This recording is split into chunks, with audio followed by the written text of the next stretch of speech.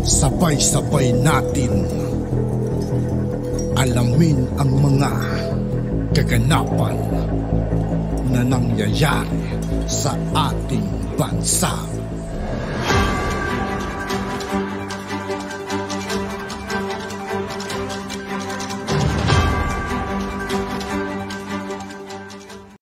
Yo, what's up mga kaibigan? This is I2K po again. Ngayon nandito ulit tayo sa channel ni Pinas News Insider.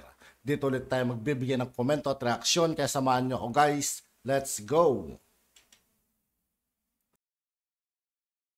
Ang presidente ng Pilipinas ay binigyang din ho yung malapit na relasyon ng Pilipinas at China kaugnay doon sa naging pakikipagpulong sa ilang opisyal ng Kongreso sa naturang bansa. Sinimulan na ni Pangulong Ferdinand Marcos Jr. ang kanyang opisyal na aktibidad sa ikalawang araw ng kanyang state visit sa People's Republic of China sa pamamagitan ng pakikipagpulong kay Li Shansu, chairman ng Standing Committee ng National People's Congress. Ang National People's Congress ay kahalintulad at katumbas ng Philippine Legislature. Si Li ang kauna-unahang Chinese official na nakausap ni Marcos sa ikalawang araw ng kanyang pagbisita sa nasabing bansa. Sa pahayag ni Pangulong Marcos Jr. ay binigyang diin nito ang malapit na ugnayan at relasyon sa pagitan ng bansang China at ng ating bansa na nagsimula pa bago maitatag ang diplomatic relationship 47 taon na ang nakakalipas. Tiniyak rin ng Pangulo na magpapatuloy ang maraming aspeto ng relasyong ito habang nakachart na ang mga bagong areas ng pakikipag-ugnayan sa post-pandemic economic recovery.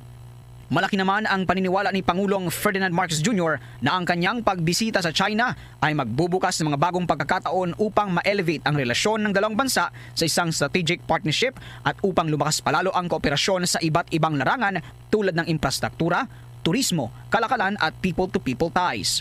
Pakinggan natin ang parte ng naging pahayag ni Pangulong Ferdinand Marcos Jr. And so our visit here, as you have noted, Your Excellency, is extremely important for both our countries, I believe. Maliban kay Li, nakatakda rin na makipagpulong si Marcos kay Chinese Premier Li Keqiang at Chinese President Xi Jinping. Una rito ay sinabi ni Pangulong Marcos noong Martes na umaasa siya na ang kanyang pakikipagpulong kay Xi ay magdadala ng numerous prospect and abundant opportunities na parehong pakikinabangan ng dalawang bansa. Nasa 10 key bilateral agreements naman ang inaasahang lalagdaan sa kanyang pagbisita sa China. Abot naman sa 200 na katao ang delegasyon ni Marcos, kabilang ang mga kinatawan sa sektor ng negosyo. Samantala, sa iba pang balita, tila pahiya't sinampalang katotohanan ang mga dilawan at si former Senator Manny Pacquiao matapos tinupad ni President Bongbong Marcos Jr. ang pinangakong pabahay noon ni former Senator Manny Pacquiao na mala kondominium. Pangulo, hindi binigo ang mga tao kahit hindi ito ang kanyang bukang bibig nung kasagsagan pa ng eleksyon. Pero bago natin simulan ang balitang ito, kung bago ka pa lamang sa aming channel, please huwag kalimutang mag-subscribe at i-click ang notification bell para mas maging updated pa kayo lalo sa lahat pa ng bagong video na i-upload namin. At eto na nga mga kababayan, magugunitang naging katawa-tawa pa si former senator at boxing legendary na si Manny Pacquiao noong kasagsagan ng eleksyon dahil sa sinabi di umano nitong bibigyan niya ng pabahay ang lahat ng squatter, pati kuryente at tubig ay libre na. Matatandaang ito ang kanyang bukang bibig upang makuha ang loob ng mga botante.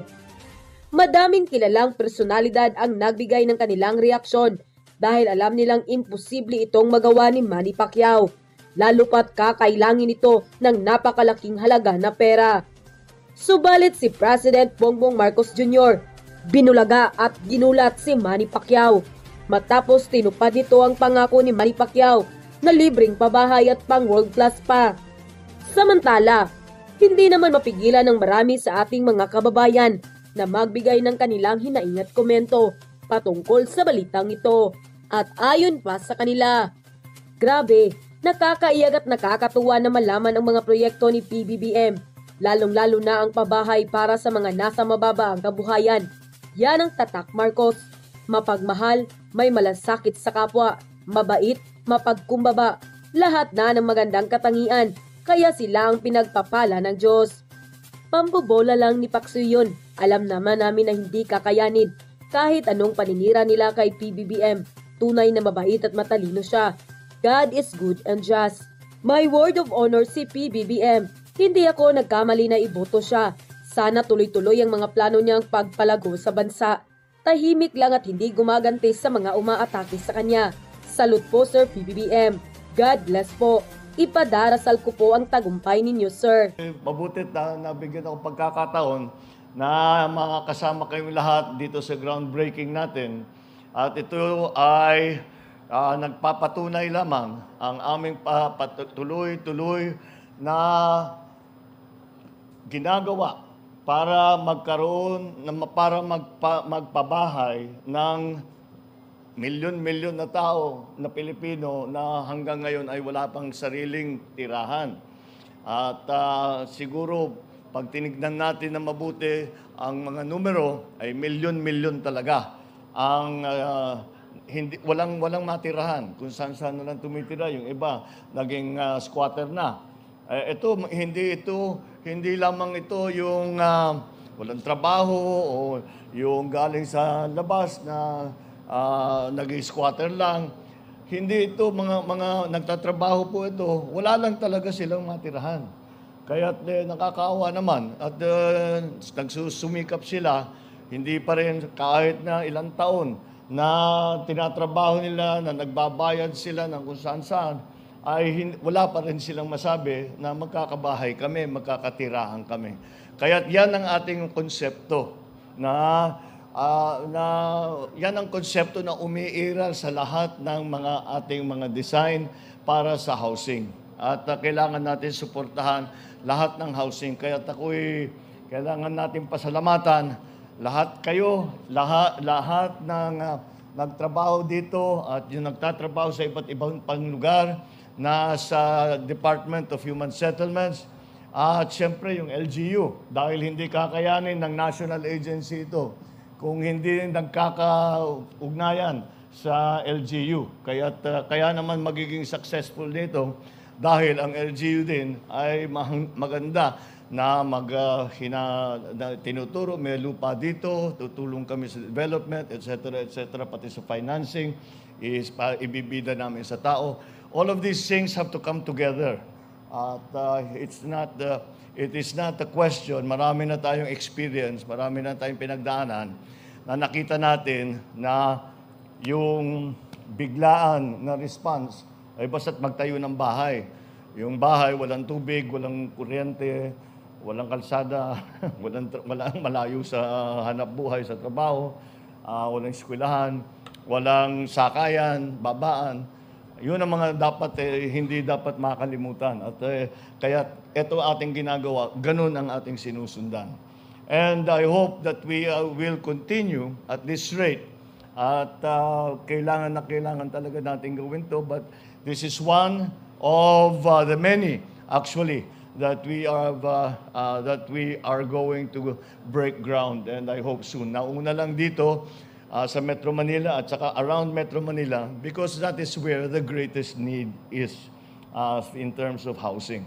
So I'm glad that we are continuing. This is not the first groundbreaking that I have attended.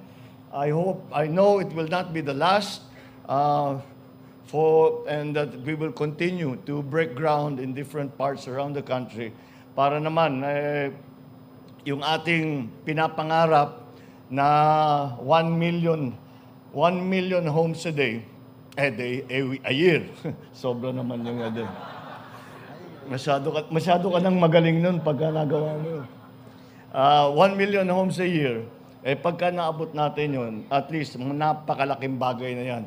At nabigyan natin ng solusyon ang problema ng pabahay ng ating mga kababayan. So maraming salamat sa lahat sa nakilahok dito at napaabot natin itong proyekto na ito hanggang sa groundbreaking. Huwag natin lulubayan, pagpatuloy natin at natitiyak ko naman na magagawa natin ang kailangan natin gawin para sa serbisyo para sa ating mga kababayan.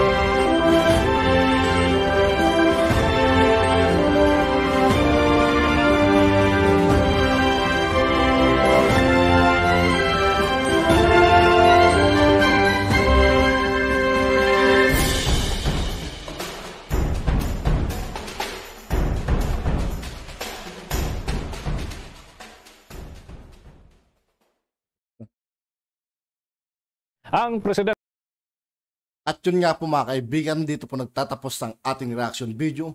Muli ako po si I2K ng Sundalo ng Dunggalo. Maraming salamat sa patuloy na pagsuporta. Yeah, peace out.